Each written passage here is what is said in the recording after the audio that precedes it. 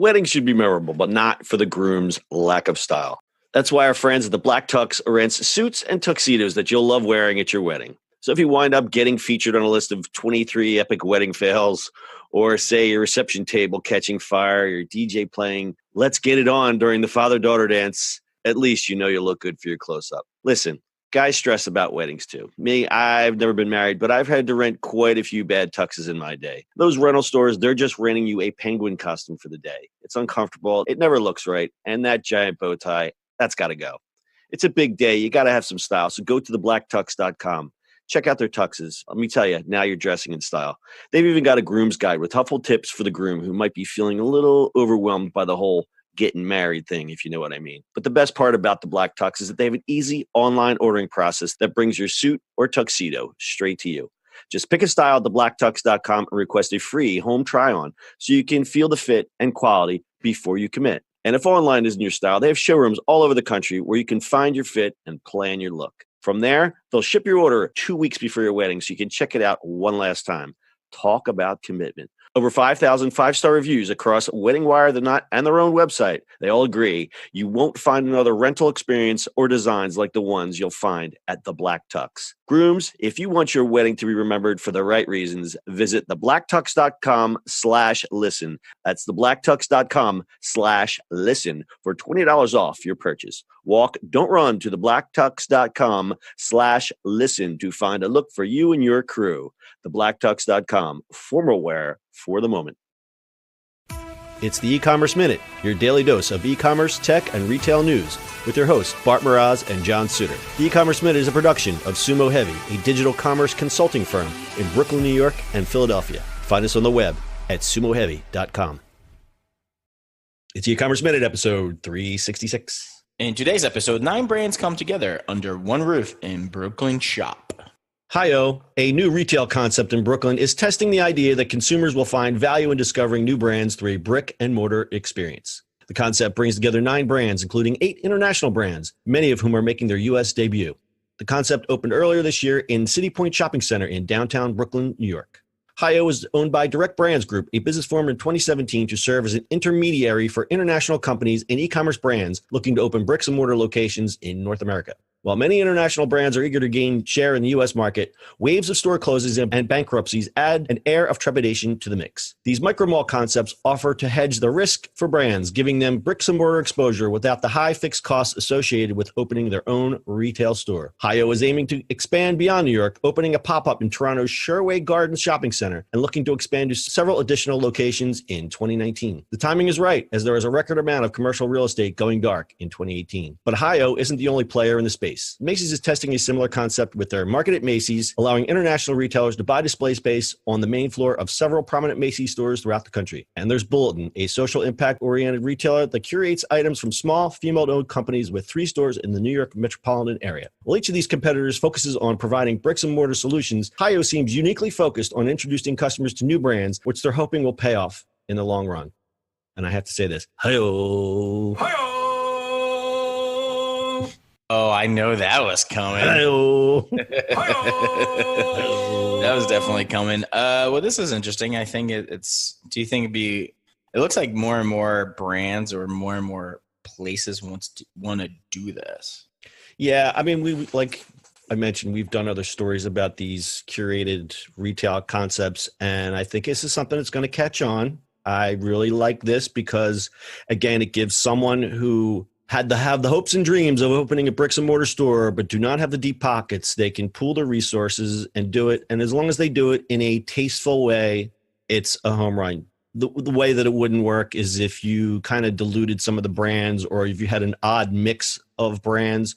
So what it looks like in this particular case, it's women's accessories, travel items, sunglasses, soap and cosmetics, embroidered bags, candle and oil diffusers, and Moleskine is actually part of this too. So it's notebooks. So it's more of a luxury kind of high-end female brand kind of stuff, which is fine. But you see, it has to almost be thematic. You can't just put 9 stores. You can't put a guy who sells nails and a guy who sells carpet and a guy who sells handbags in one store. That would be called a flea market. That'd be fun now.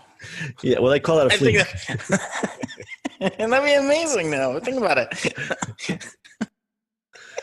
But yeah, it's a great funny. use of all this empty, it's a great use of all this empty store space that's out there now. Yeah, I mean, it is, and it is like in New York, it's a little different, obviously, and the real estate in New York is high. I just wonder, like, if something like this can be, Toys R Us type of, stores can be converted into this because, it's been interesting to watch now, and I've drove by through a few Toys R Us places, and they're very, very sad.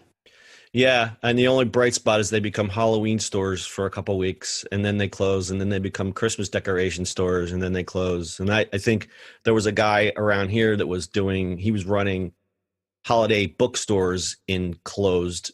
Like he would just buy excess inventory of books and just open up a temporary bookstore, which was great. I loved it, and then it would close right after Christmas. But that is only a Band-Aid. I would rather see some of these more semi-permanent type retail experiments. And the good thing about these kind of aggregators, I don't know what the word is. I'm just going to call it aggregator. They aggregate these small retail brands. Is it adds to the element of discovery and surprise for shoppers because they can go in and let's just say Hi-O rotates their brands in and out every couple months like Bullet and Macy's do. That would keep someone coming back because if they keep the same level of quality, they're going to remember that, I want to go back to Hi-O because maybe they've rotated the brands and maybe there's going to be something just as cool as what was there before. Right.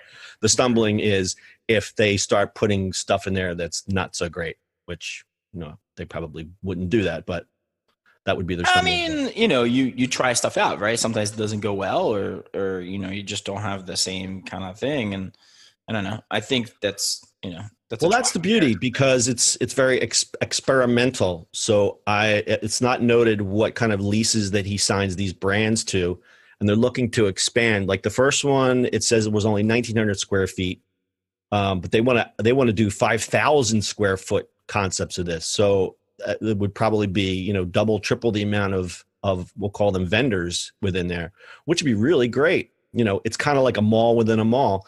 And again, a great use of all that empty square footage out there. Yep, exactly.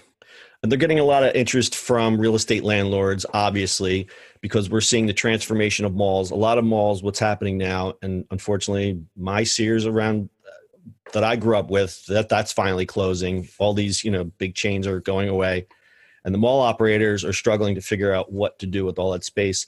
A lot of them are doing experiential, but they're also doing more entertainment-based things. And they're doing, for example, you'll see an old anchor store that just becomes a giant gym or a CrossFit studio upstairs and a gym downstairs. That's crazy. We've got one Oxford Valley Mall. They put in a virtual reality gaming thing, and it's big. It's a big store. I've seen some that have put in paintball fields. I've seen some that put in, they go, okay, we're going to take this department store, cut it up, put a movie theater, a restaurant, and something else because that's what people want.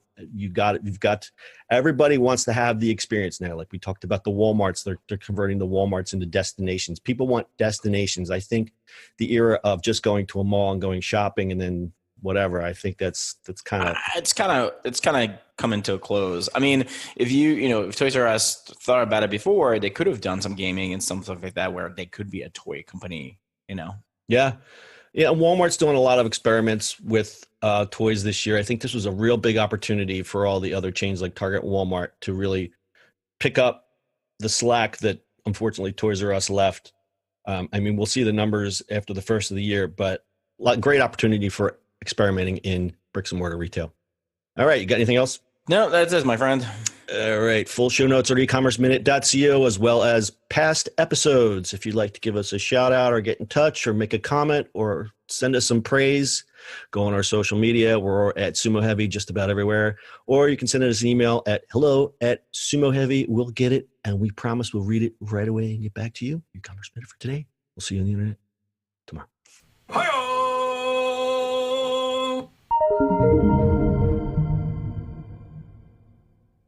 That's it for today's show. If you like the show, do us a favor and subscribe or leave us a review on iTunes. And don't forget, you can now listen to the E-commerce Minute on your Amazon device. Just add E-commerce Minute to your flash briefing. And finally, if you have a comment or suggestion or just want to say hi, find us on social media at Sumo Heavy.